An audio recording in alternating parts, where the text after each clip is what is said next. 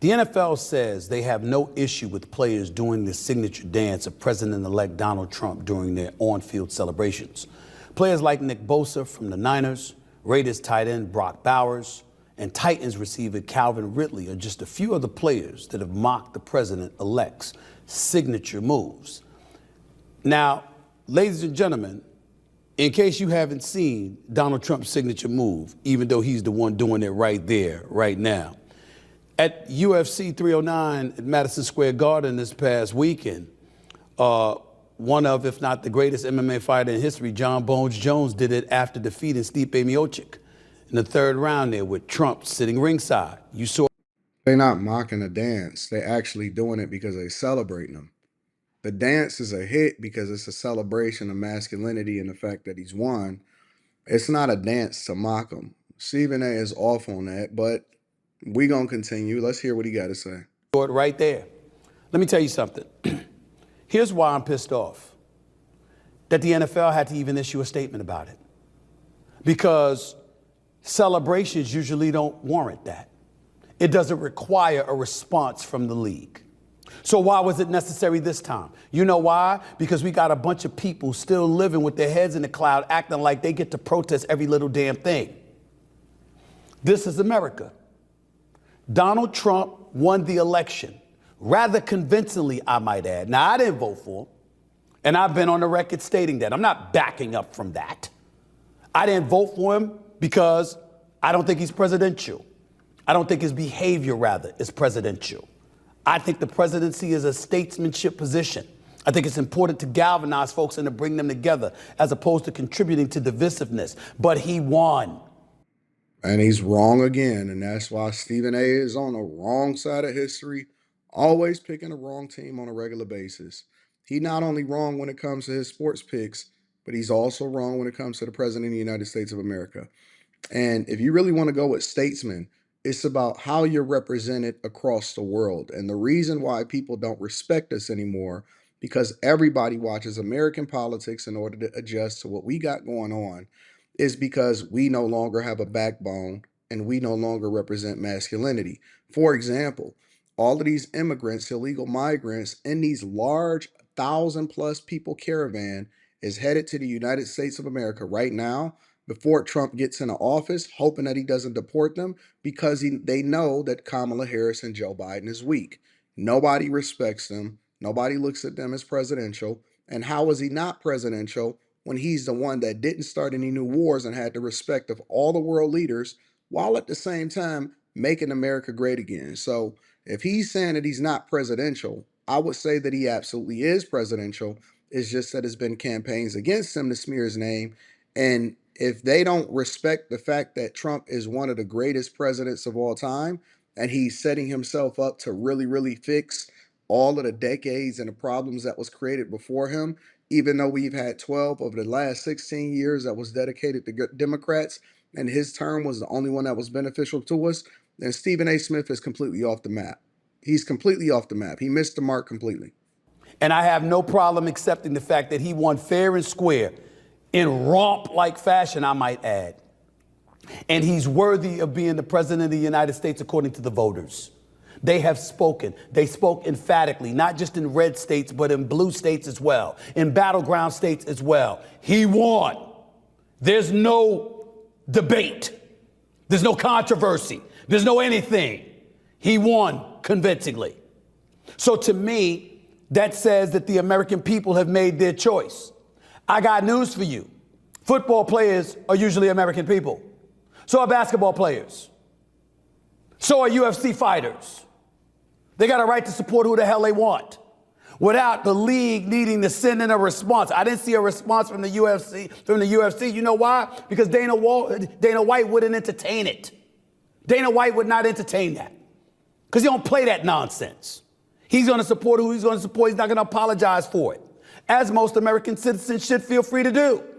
If Dana White was running the NFL, I think would probably be an even better product. But that's just personally my opinion. And why am I ticked off? Because it was emblematic of the climate that we've been living in for years now, which is why I believe Donald Trump was really elected. Yeah, it was inflation. That was an issue. The economy, that was an issue. The border, that was an issue. But woke culture, cancel culture, oh, hell yes, that played a role. Where you got people walking around wondering whether or not they're echoing the right pronoun, wondering whether or not that was going to cost them their job, or being PC because, God forbid, your opinion is different than the average folk walking around in America. Lord knows what would happen to you. That's what America regressed to. And because of that, I believe, is a big reason why Donald Trump on January 20th will be inaugurated as the 47th president of the United States of America. I'll continue with that opinion in just a second, but I wanted to move on to this right here. Because did y'all... That's under the assumption that Biden don't throw us in a World War III and completely throw this country into chaos. But yeah. See this report that Vice President Kamala Harris paid Oprah Winfrey's production company nearly $2.5 million for her support during the campaign? Initial reports said the Harris campaign shelled out $1 million. However, two sources told the New York Times that Winfrey's production company was actually paid closer to the $2.5 million. That number pales in comparison to the estimated $1.5 billion that Harris and the Democrats spent in their failed campaign to win the White House. What? And Roland Martin, 350,000 plus, and Al Sharpton, $500,000 plus, and they want to cloak it under the guise that it was campaign spending or advertising spending, and it's BS. It's nonsense. It's because they are part of the cool kids club that then take from their communities, and then they all spread it out amongst each other in order to get the bag so that they can make sure that each other is good. And that's cool. But just be transparent about it and stop trying to sell it like y'all was really rocking with her when you know that she was the worst one and y'all was just looking at it as a coup. Why would that piss me off? Why does Oprah Winfrey we talk about? What the hell is your production company doing getting anything from the Harris campaign? This is the same Oprah Winfrey that has donated to Cory Booker's campaign in the past. Remember Senator Carol Moseley Braun? Oprah Winfrey donated to her campaign when she was running for the U.S. Senate. Remember when Barack Obama won the presidency in 2008? They said at the time reportedly that Oprah Winfrey's impact equated to more than 1 million votes in his favor over Hillary Rodham Clinton in a Democratic primary. So here you are, donating to Democrats all over the place, which, by the way, Oprah Winfrey has done for decades. You giving money. You giving money. Think about this. Remember Stacey Abrams in Georgia? According to reports, Oprah Winfrey gave her over $10 million. I've got the news right in front of me. The donations highlighting the things that she has done for candidates she has supported. What's the theme here, ladies and gentlemen? Oprah is usually doling out money. But now your production company is getting a piece, which is pennies to Oprah Winfrey. And she issues the statement talking about it wasn't to her, it was to her production team. And oh, by the way, they had to be paid. End of story. That is not the end of the story. Either Oprah is struggling for money, because look, I don't really care how rich or not rich that you are. $2.5 million is $2.5 million, and people acting like it don't. You know what I'm saying? Like it's not a big deal. It is a big deal. It's a big deal, and it's a lot of money, no matter how you spend it, whatever, right? Relative, no matter what, everybody got paid, everybody got their part. And I don't believe that even Oprah Winfrey believed that she was the best candidate for the job, but she had to sell it because once she threw her support behind it, including Obama was one of the last holdouts when they immediately crowned her the next in line. And Obama was like, hey, wait a minute, hold on. We need to go through a vetting process and somewhat of a primary, and they pushed her through, and then he threw his support behind it. The next thing you know, he was being misogynistic, or he was saying that other people was being misogynistic about the fact that they was even supporting her. That is not the end of the story. The fact of the matter is, your production company took when you have a history spanning decades of giving, not taking.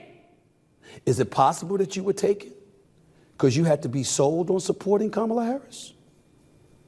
That the level of fervor that you had for all of those other candidates that you contributed to in the past far eclipsed the level of support that you really, really felt towards her? Why would I bring that up?